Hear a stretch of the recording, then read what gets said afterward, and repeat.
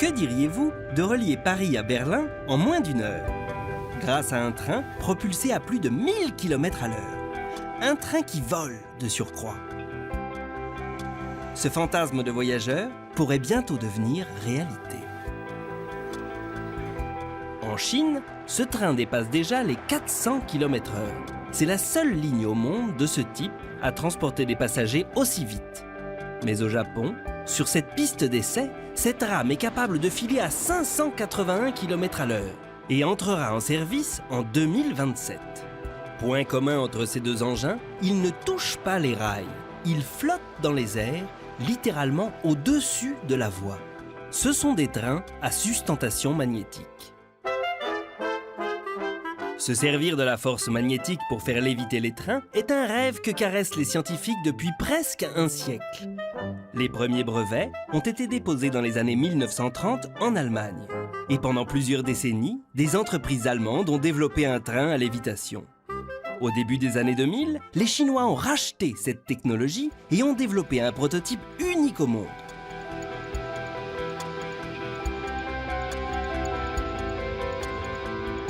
Étape par étape, nous allons comprendre comment fonctionne cette technologie qui pourrait transformer notre façon de voyager.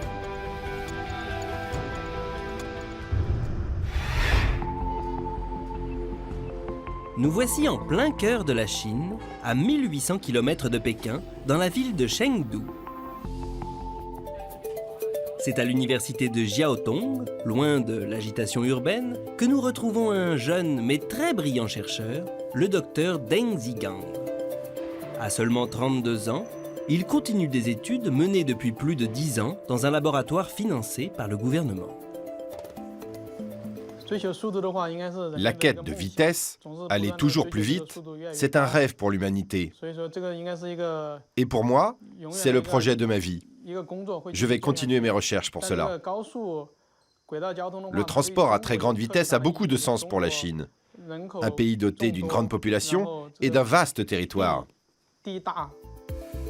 Pour aller plus vite que des trains à grande vitesse classiques, Deng Zigang travaille sur un prototype où les frottements qui ralentissent la rame sont supprimés. Dans le chemin de fer classique, il existe des frictions entre les roues et les rails. Mais ces frictions sont supprimées dans un système de lévitation magnétique. Sans ces frottements, le voyage devient alors plus confortable. Et surtout, la vitesse du train peut être beaucoup plus importante. Mais comment soulever et maintenir un train en suspension au-dessus de la voie? Deng Zigang tient la réponse entre ses mains avec ses petits aimants. Ces petits aimants créent un champ magnétique, une force invisible. Ils ont deux pôles, un pôle nord et un pôle sud. Les mêmes pôles se repoussent et les pôles opposés s'attirent. Je vous fais une petite démonstration. Regardez, les mêmes pôles se repoussent avec force, tandis que là, les pôles opposés s'attirent. C'est bien grâce à la force du magnétisme qu'on peut faire léviter un train. Mais ce ne sont pas ces petits aimants qui vont accomplir une telle prouesse. Le professeur Alain Sacouteau, physicien français spécialisé dans les phénomènes magnétiques, va nous expliquer comment c'est possible. Les aimants qu'il manipule sont très puissants, mais difficiles à contrôler. Tout le problème de ces aimants, vous voyez, c'est que c'est du tout ou rien. C'est une force qui est intéressante, mais qu'il faut pouvoir contrôler et gérer. Pour créer un champ magnétique très puissant, que l'on peut aussi maîtriser, on se sert alors d'un électroaimant. Un électroaimant est un fil de métal conducteur, du cuivre par exemple, enroulé en forme de bobine et alimenté en électricité. Quand il se déplace à l'intérieur du fil de cette bobine, le courant électrique génère un champ magnétique circulaire. Plus le courant qui parcourt le fil est intense, plus le champ magnétique de l'électroaimant est puissant. En réglant très précisément l'intensité de l'électricité, on maîtrise donc le champ magnétique de l'électroaimant. Il devient alors possible de soulever un objet métallique en équilibre. C'est justement avec ce type d'électroaimant que fonctionne le premier train à sustentation magnétique déjà en service à Shanghai, en Chine. Voici le Transrapide, un train unique en son genre. Il transporte chaque jour des voyageurs entre l'aéroport et le centre-ville avec des pointes à plus de 400 km/h. Cela ne se voit pas, mais il lévite à quelques centimètres au-dessus de la voie. Il utilise de puissants électroaimants pour léviter, mais aussi pour se guider et pour avancer. Dans ce train, il y a des électroaimants qui permettent de soulever le train et de le guider au-dessus de la voie. D'autres électroaimants permettent de le propulser à grande vitesse. Le mode de traction, c'est un moteur linéaire. S'il existe des variantes dans les procédés techniques de chaque train à lévitation, le principe de base est toujours le même. Schématisons. Dans les véhicules, mais aussi sur la voie et sur les côtés, de puissants champs magnétiques repoussent le train pour qu'il puisse léviter et être guidé au-dessus du parcours. Tout le long de la voie, des électroaimants sont alimentés en électricité en fonction de la position du train. Ces électroaimants génèrent un champ magnétique mobile qui propulse la rame et lui donne sa vitesse. La voie magnétique sert ainsi de moteur au train. En supprimant les frottements avec les rails, un train à sustentation peut prendre plus de vitesse comme on l'a vu à Shanghai. Mais ces électroaimants sont faits avec du fil de cuivre dont la puissance est limitée. Pour aller encore plus vite, il faut donc créer un champ magnétique plus puissant avec un autre matériau que le cuivre. Alain Sacuto étudie ces matériaux dans son laboratoire où il se livre à des expériences étonnantes et un peu magiques même. Pour lui, cette pastille noire est une véritable alternative au cuivre et aux métaux conducteurs classiques qui chauffent au passage du courant électrique, comme le filament d'une ampoule par exemple. Dans le filament d'une ampoule à incandescence, tout comme dans la résistance d'un grille-pain, quand le courant passe, les électrons se déplacent. Mais ils le font de manière désordonnée et s'entrechoquent, ce qui génère de la chaleur. Ainsi, plus il y a de courant, plus il y a d'électrons en mouvement, donc de friction, et plus ça chauffe. Mais quand elle est refroidie à basse température, cette pastille, qui contient un alliage complexe d'yttrium, de barium, de cuivre et d'oxygène, présente une propriété surprenante, elle ne chauffe plus au passage du courant. Ce matériau très spécial, je vais le tremper dans de l'azote liquide, qui a une température de moins 200 degrés Celsius. Donc je vais ici le poser dans un bain d'azote et je vais me mettre à le refroidir. Dans certains matériaux conducteurs suffisamment refroidis, les électrons ne s'entrechoquent plus. Ils forment un tout et suivent la même direction sans résistance et donc sans générer de chaleur. On dit alors que le matériau est devenu supraconducteur. En remplaçant les fils de cuivre d'un électroaimant par un matériau supraconducteur, la puissance du champ magnétique peut ainsi être plus importante. Mais ce n'est pas la seule propriété incroyable de ce matériau. Il est aussi capable de capturer le champ magnétique d'un aimant. Si on approche suffisamment l'aimant du matériau supraconducteur, il va trouver une position stable et se maintenir en lévitation au-dessus de lui. Démonstration. L'équipe d'Alain Sacuto a mis au point le premier prototype de skateboard en lévitation, le MagSurf.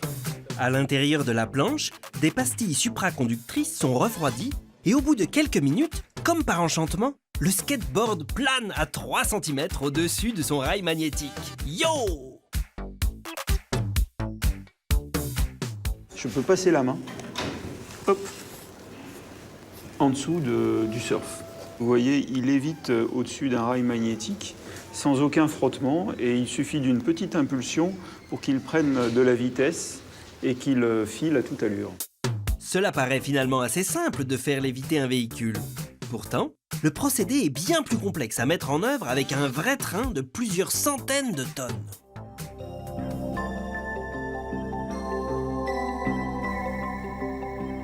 En matière de train à sustentation utilisant la supraconductivité, les Japonais sont les plus avancés. Voici le train le plus rapide du monde. Son nom, le Chuo Shinkansen. Ici, c'est une véritable fierté nationale qui possède déjà son propre musée. En 2027, ce train reliera Tokyo à Nagoya en près de 45 minutes contre 1h30 aujourd'hui. Et ce, avec des pointes à 505 km/h et en lévitant à près de 10 cm au-dessus de la voie. Le professeur Pascal Tixador est un spécialiste français de la supraconductivité et de ses applications. Il s'est intéressé de près à la technologie japonaise. La supraconductivité est absolument indispensable pour que le train puisse léviter relativement haut au-dessus de la voie, comme au Japon à cause des tremblements de terre. Ça marche très bien. Les Japonais ont déjà fait plus d'1 million de kilomètres avec leur train pour être bien sûr que la sécurité des passagers soit assurée. Si l'innovation japonaise est très prometteuse, elle reste aussi relativement complexe à mettre en œuvre par rapport à un train à grande vitesse classique. Ça entraîne des contraintes importantes, notamment il faut refroidir ces aimants supraconducteurs à bord du train. Et la voie doit être le moteur linéaire, c'est-à-dire qu'on doit avoir des électroaimants sur tout le long de la voie. Construire une voie de ce type totalement magnétique coûte 10 fois plus cher au kilomètre qu'une voie de train à grande vitesse sur rail. Pour cette raison, ajoutée au fait qu'en Europe les distances entre les grandes villes sont souvent inférieures à 1000 km, la France et l'Allemagne n'ont pas de projet de train à sustentation magnétique pour le moment. Mais dans des pays comme les États-Unis et la Chine, qui ne possèdent pas de réseau de train à grande vitesse, aller plus vite est une priorité qui se dessine clairement pour les prochaines années.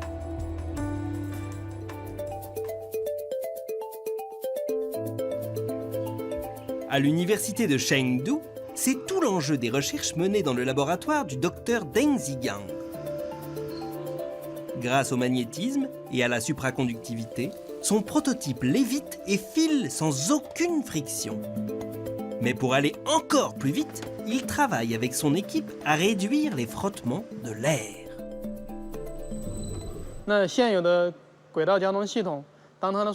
Dans les transports sur rail existants, quand la vitesse au sol dépasse 400 km/h, 80% de l'énergie est utilisée pour vaincre la résistance de l'air. Ce n'est pas optimal et économique. Pour améliorer cela, il nous faut créer un environnement d'air à basse pression. Deng Zigang installe donc son prototype dans un tunnel dépressurisé, c'est-à-dire vidé de son air. Dans ce tube, l'engin prend alors plus facilement de la vitesse car il rencontre moins de résistance. Sans puissance supplémentaire, il passe de 20 à 40 km/h. Pas à pas, et en adaptant son dispositif, le scientifique pense ainsi pouvoir battre tous les records de vitesse en train. Le premier palier que nous souhaitons atteindre, c'est 600 km/h. Ensuite, pour concurrencer l'avion, nous souhaitons atteindre 800, puis 1000 km/h. Et à l'avenir, c'est très probable que l'on dépasse ces 1000 km/h. Le rêve de Deng Zigang paraît fou, mais il pense le concrétiser d'ici 30 ans. Et ce n'est pas le seul à travailler sur un tel concept innovant.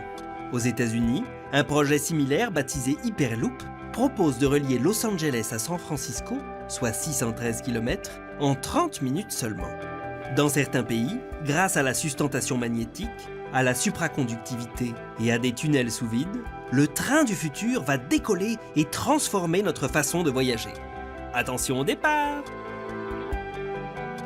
Sur arte.tv/futurmag, le train de l'innovation continue de filer à grande vitesse. Découvrez plus en détail l'Hyperloop, qui permettrait de relier les plus grandes villes des États-Unis en un temps record, mais aussi le Skytran, un monorail à lévitation magnétique censé remplacer les transports en commun dans les villes du futur. Et bien d'autres inventions comme ce train de l'espace à vous faire dérailler l'imagination.